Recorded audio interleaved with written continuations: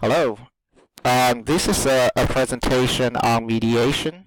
It's very brief, but I'll cover uh, basic concepts of mediation and some basic methods for testing mediation. First, mediation is about the mechanism of how an intervention or exposure works. All right. Um, so if we have an intervention and we want to test whether it's effective, the gold standard is to run an RCT, a randomized controlled trial. And the beauty of an RCT is really we don't really care about the mechanism of the intervention. We just compare the outcomes of the intervention and the control groups and to determine if the intervention works or not. However, if we want to really understand the mechanism of intervention, sometimes we're asking whether the intervention changed something kind of in the middle, intermediate outcome, which in turn changed the outcome. So mediation is a type of causal relationship, investigation. We're really interested in something causal. So that's why the so-called testing mediation is difficult, if not impossible. There are debates about mediation analysis. Some people don't believe, they can be done really. Because I think for confirming causal relationship, people really rely on the randomized control trial. However, I think mediation and moderation analysis are exploratory in nature. They often lead to new discoveries of the mechanism of intervention, so they're still meaningful. All right. One direct benefit of a mediation analysis is if you identify the mediator, then the mediator itself may become a new intervention target. All right. Okay, so let's talk about the general mediation model, and this is really a very classic model. You have three variables. You have the y, which is a dependent variable, x is the independent variable, and m is the potential mediator. Okay, so you can see from the independent variable x to dependent variable y, there's an effect called c, which is the direct effect, and then you can see the figure 1b, the general mediation model. You have independent variable x going to dependent variable y. Now the effect is c prime. However, there's a path from x to m, you get effect a, and then from m to y, you get effect b.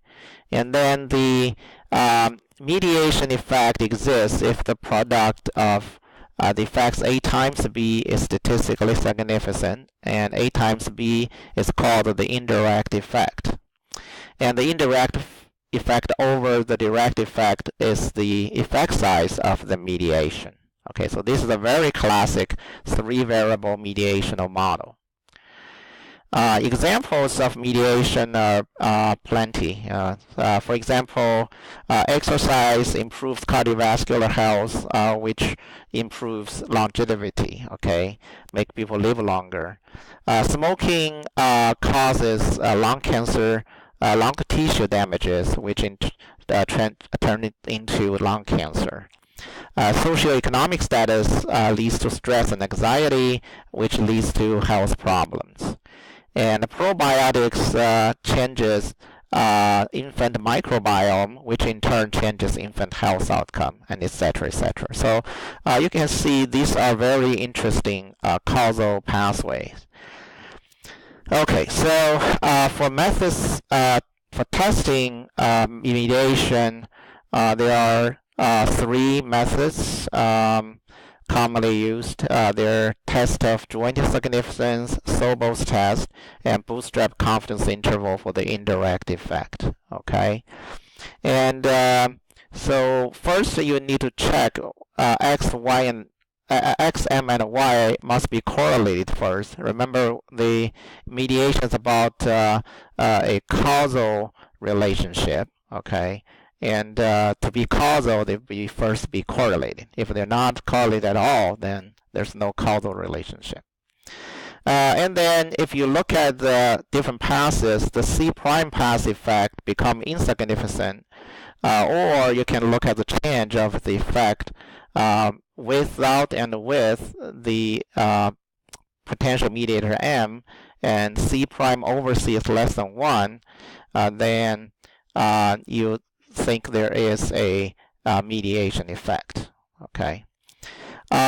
So the joint significance test is a pretty simple-minded test. It just says if A is significant, B is significant, A times B is significant, then we just think mediation exists. Okay, and this method is very liberal, which means it has very high type 1 error rate. However, this is kind of the first test that that's available. So nowadays we use it kind of as a check or supplement to other methods. A more serious test is Sobel's test, which is